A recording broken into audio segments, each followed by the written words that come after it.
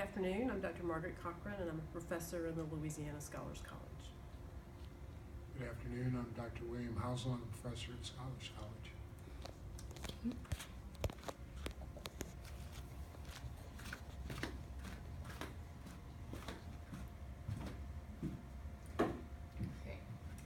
So, when conducting business in foreign countries, you have to take into account that their etiquette and their customs may or may not be different than your own. So you have to be able to move between cultures when you do business abroad. So this presentation is going to be about the business etiquette and social customs for businesses looking to do business in Russia. So some topics that you should definitely focus on when you're looking into the different cultures is their social customs, their clothing and food in a business setting, what kind of class structure they have, the economic institution, and their values and everything. So for social customs, they may or may not have different views on punctuality, how they greet each other, how they introduce each other in a business situation, the different things required to be on a business card, how they conduct small talk and what they generally talk about, their comfort level with how close to have a conversation, and their home invitations and what's like okay gestures and what gestures should be definitely avoided, along with their views on eye contact. So Russians have a very relaxed concept of time. They don't see it as such a valuable commodity as Americans do. So they may or may not end up late to your meetings. Don't take it personally, it's the culture. Just be patient, because they value patience over punctuality. As a visitor though, you have to always be punctual. You don't want to keep them waiting, or that might develop a bad relationship. When you're planning multiple meetings, plan some wiggle room so that if you have a meeting in the morning, have a meeting in the late afternoon so you can attend both meetings, and so that you have room to run over in all of them. In social situations, it's a little more acceptable to be late. You can be about 15 minutes late if you're invited to their home, but still try and be as punctual as possible. The way that Russians greet each other, they can be kind of reserved in public. They don't hold the same views as Americans who like to smile at strangers on the street. They tend to find that very insincere, and they reserve smiling to their friends, their family, and people they know. For men in business, they greet each other with the common, very firm handshake. Russians are known for their bone-breaking grips. And then women, they tend not to shake hands with women for business, but women can offer their hand when they're introduced, like feel free, they're not going to be offended. And when they meet you again, if the meeting before went well, they will often greet you with 3 kisses on your cheeks. Their public manners, they are very quiet and they have like a very calm demeanor, so they aren't as like obnoxious per se as Americans can be. Public introductions, you have to understand the meaning of their 3 names. So they have their first name, which is their given name and is generally only used by like their intimate friends and their family. But their middle name, or their patronymic name, is a variation of their father's name. And for their sons, they add ovich or vich to the end to mean son of. And then for their daughters, they add either an A or avna to the end to mean daughter of. And then their last name obviously comes from their father's side. You should also know everyone's title when you're meeting them, because the way they introduce themselves is they say their title followed by their last name. So it'd be Chairman Volkov. On the business cards, you have to make sure that you have both English and Russian translations. One side you'll have English, on the other side have the Russian translation of your business card, and present the Russian side facing the recipient. Everyone expects to receive a business card, so when you are traveling abroad, make sure you carry plenty, because it'll be offensive if you don't have enough to share with all the people you're meeting. And if someone does not have a business card, make sure you take down all their important information, name, fax number, email, so that you can still keep in contact. Russians like to talk about politics and like what their interests and hobbies are, and they especially like to talk about their children and like their children's accomplishments because they're very proud parents. Also, when you're talking, make sure to maintain a very calm and moderate tone just so they understand you. Topics to avoid would be any complaints you have about Russia. You should probably just avoid that right away. And if you're not knowledgeable about art, you might want to avoid this because they do care a lot about art. They draw parallels between things you might not see, like they draw parallels between Picasso painting and Mozart music. And if you get confused, they'll be happy to fill you in, but it may be a little bit of a challenging topic. Based on personal space, they don't like to be as close as many Latin American countries, but they like to maintain a medium distance, about like a foot, which is a lot closer than Americans who prefer an arm's length distance. Another thing that you need to be aware of is when you're navigating crowds, don't use your hands. They don't like to be pushed with their hands. It's more customary to like use your body to make your way through a crowd. It's an honor to be invited to a Russian's home after meeting them for business, so try avoid refusing at all costs because that's insulting. When you come to a Russian's home, it's customary that you take your shoes off because it signifies that you're leaving the outside world behind you as you enter their home. And you'll often be given a pair of slippers to wear so that you're not walking around barefoot. Another big custom in Russia is gift giving. They enjoy getting gifts and receiving gifts. And some gifts that you would normally bring to a house is flowers for the women in the house. Try to avoid the color yellow and bring flowers in odd numbers because even numbers are reserved for funerals. Also bring chocolates, like a semi-expensive alcohol that's not vodka because that's so abundant there. You can also bring desserts or anything of that kind. You should avoid bringing gifts they think of as impractical. Gifts like thank you notes because they don't really have a purpose. You can't do anything with it. Gestures to avoid would be the okay symbol, which means okay like when you're in America, but is an insult when you go over to Russia. So you should not do that. Another gesture you should probably avoid is the gesture of putting your thumb in between your middle finger and your index finger in a fist. It's also very offensive and can be vulgar. Another offensive gesture would be showing the soles of your shoe because it has to do with that's the dirtiest part of your foot, and it's very offensive. It's like an insult to them. Positive gestures after a meeting would be something as simple as touching your arm or like even an embrace if it went very well.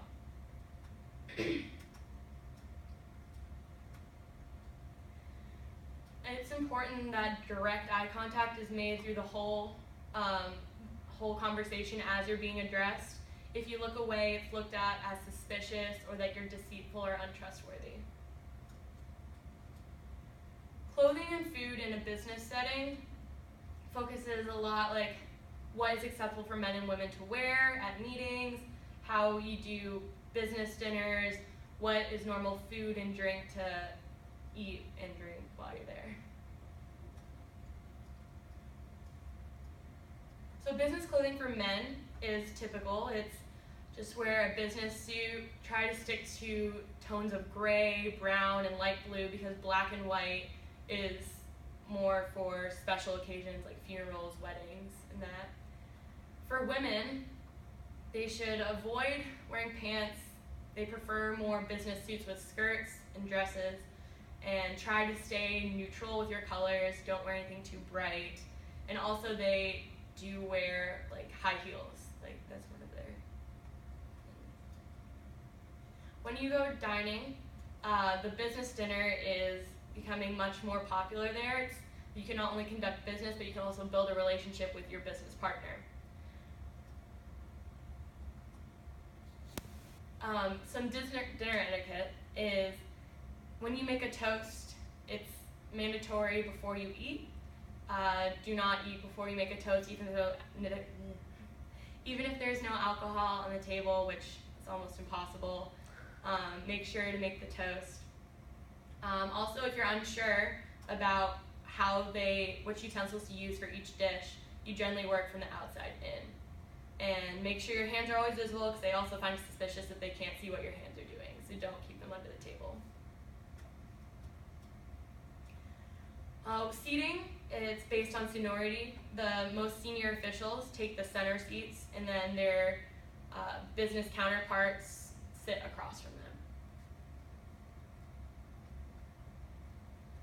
Drinks, they drink vodka like water. When they're at dinner, it's served like water. It's in a pitcher that's placed in the middle of the table, and it's just generally drank throughout the whole evening. Also, note your limits, because Russians have been known to kind of take advantage of their business counterparts that may not drink as much as they do. So know that you'll probably end up drinking a lot, and know when enough is enough, so that you can make smart decisions.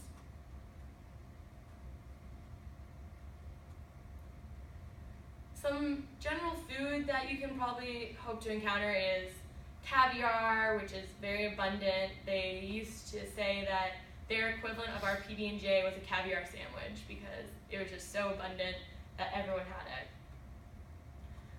Borscht is very common. It's a red beet soup served with sour cream, and pelmeni is a variation of fried dumplings with meat. Some things you should bring to a meeting would be things like make sure there's plenty of coffee, tea, have danishes, cookies, and similar snacks like that. The class structure is very important, because you need to know who you're addressing. Is it is it poorer? Do they have a lot of upper class? What's their ethnic makeup? You have to know who your audience is. The lower class makes up a majority of Russian civilization, with 20% living below the poverty line, which is about $38 a month. The middle class is declining, but not positively. They're going into the lower class rather than increasing into the upper class. And the upper class is a very small few, but control most of the wealth. They can earn up to 15 times more than the lowest class. And that causes a lot of political issues between the different classes. Russia is not very diverse. It is mainly Russian, 81%, and that shows in the way that they conduct their social status.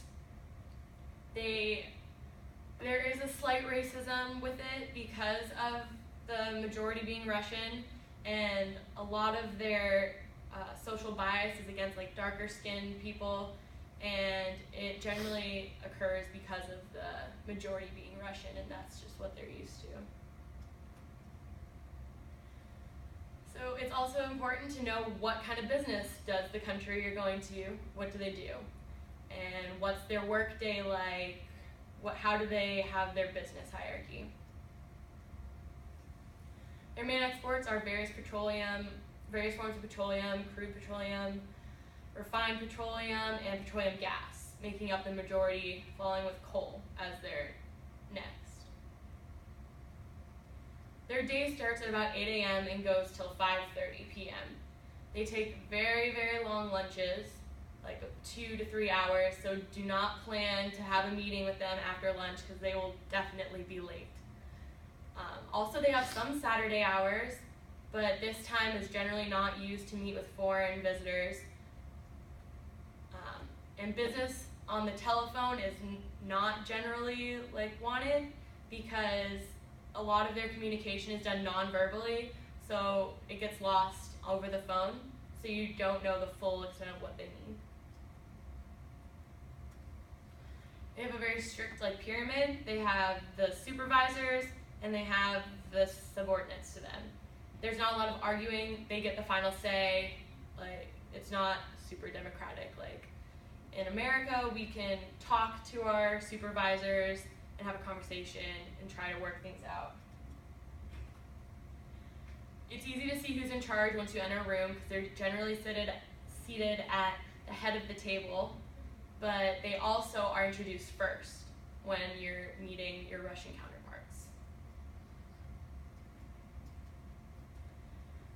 Plan to stay longer at your business meetings because it is looked at as a social event.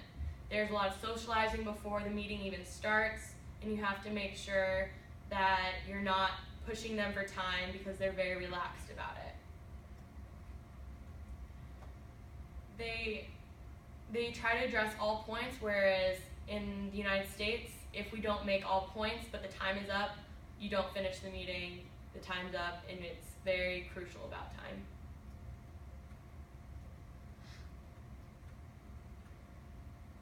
It's important to also know the value systems. You have to know whether they value cooperating over competition.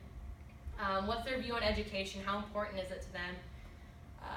Where they see women in the workplace, if they see women in the workplace. Also, how they perceive Americans. Are you going to be received with hostility? Do they respect you? What kind of perceptions do they have before you've even gotten there? They do prefer cooperation instead of competition. Even though it is a hierarchy and there is that final decision by your supervisor, all ideas are accepted. It's just the final one is always the supervisor's decision.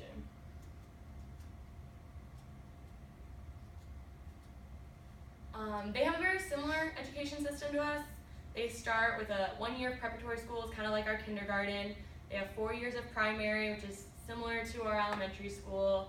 They have 5 years of secondary, which is a mixture of like junior high and high school.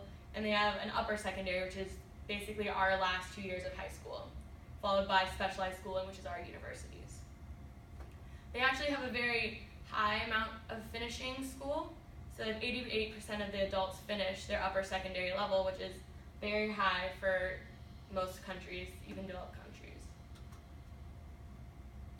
Before the Communist Party fell in Russia, the women did not have a place in the workplace. They were thought of as only there to raise children, had to do all the house chores, and they didn't really have a spot as senior managers or anything in the business world. But now, based on a study done by Grant Thornton, women in Russia hold 40% of the senior management jobs. So they have progressed a lot since the fall of the Communist Party. They perceive touring Americans as very obnoxious and loud, and they always are in your face. But business people from America, they view with the utmost respect. They have very high standards of what they are expecting from you, so you have to be aware of that because they will expect you to be the top level. Do I have any questions from anyone? I'm just dying of curiosity. Why are yellow flowers bad? They're also thought for just funerals. Funerals, okay. Yes. Any other questions? Thank you. Koniec, which means the end in Russian. Okay. Good, my fingers were going to sleep.